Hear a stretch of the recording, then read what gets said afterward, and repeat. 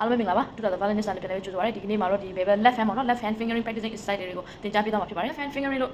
exercise လို့ပြောလိုက်တဲ့ချိန်ကြားလို့ရှိရင်ဒီ violin ကိုဘယ်လိုကန်ရမလဲ how to hold violin ဆိုတဲ့သင်ခန်းစာလေးသွားပြီးတော့ပြန်ကြည့်ပေးပါနော် violin ကို shoulders နဲ့ဒီမှာတစ်ခါလေးတင်လိုက်မယ်ပြီးလို့ရှိရင်ကိုယ့်ရဲ့ဒီလက်ကိုပေါ့နော် bevel လက်ကိုဒီ violin ရဲ့ပုံမှာဒီလက်မလေး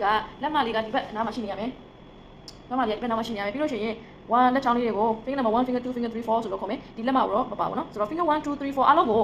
violin ဘိုးကန်လေးပဲဒီလက်ချောင်းလေးက space လေးတွေချပြီးတော့1 2 3 4ဆိုတော့ချိုးချိုးမှတင်ထားလိုက်ပေါ့နော်ဥပမာ example D ချိုးဆိုလဲ D ချိုး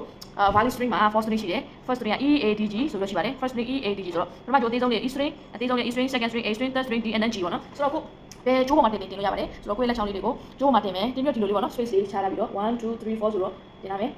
ပြီးလို့ရှိရင်ပထမဆုံး first finger လေး press လုပ်မယ်နှိပ်လိုက်မယ် second finger နှိပ်မယ် third finger နှိပ်မယ် fifth finger နှိပ်မယ်ဆိုတော့အရေးကြီးတဲ့အချက်တစ်ခုရှိတယ်ကျိုးမှာတင်လိုက်တဲ့ခါကျရင်လက်ချောင်းလေးဒီလိုပြားလိုက်မတင်မနဲ့ wine လေးဖြစ်နေရမယ် wine လေးဖြစ်နေရမယ်ဒီလိုပေါ့နော်ဒီလိုပြနေတဲ့ပုံများ1 2 3ပြီးလို့ရှိရင်လက်တန်းလေးကလည်း round ဖြစ်နေရမယ် okay ဆိုတော့အရေးကြီးဆုံးတစ်ချက်ကတော့ဒီနေရာပဲเนาะဒီနေရာလေးကဒီလိုမျိုးတန်းနေရမယ်တော်တော်များများကဒီလိုတွေတီးရတယ်ပေါ့နော်ဒီလိုတွေဖြစ်နေတဲ့တက်ကြတယ်ဆိုတော့အဲ့လိုမဟုတ်ဘူးလက်ချောင်းလေး1 2 3 4ဆိုတော့ဖွားဖွားလေးပဲခိုင်းတာအောင်အရင်ဆုံးအရင်တီးနေကြမဟုတ်တဲ့ခါကျရင်အရင်လေး press လုပ်တဲ့ခါကျ position မှန်မှန်နဲ့ဖြစ်သွားတတ်တယ်ပေါ့နော်ဆိုတော့အရင်ဆုံး position မှန်ပြီးအားလုံးအခြေချပြီဆိုတော့လက်ကလေးတွေဖြည်းဖြည်းချင်း1 2 3 4 press လုပ်မယ် foot finger ကတော့အရင် press လုပ်ကြမလို့ပို့ပါပါပဲအရင် weak ဖြစ်ဆုံးအားနည်းဆုံးလက်ချောင်းလေးဖြစ်တယ်ဆိုတော့အဲ့လက်ချောင်းလေးကိုဒီတိုင်းပဲ practice မှလုပ်ပြီ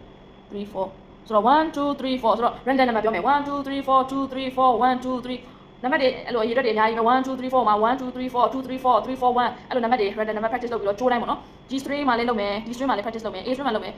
E string မှာလည်း practice လုပ်မယ်ပေါ့နော်ဆိုတော့အရေးကြီးဆုံးတစ်ချက်က1 2 3 4 practice လုပ်နေတဲ့အချိန်ကျလို့ရှိရင်ကြိုးချင်းပဲ practice လုပ်ဖို့လိုတယ်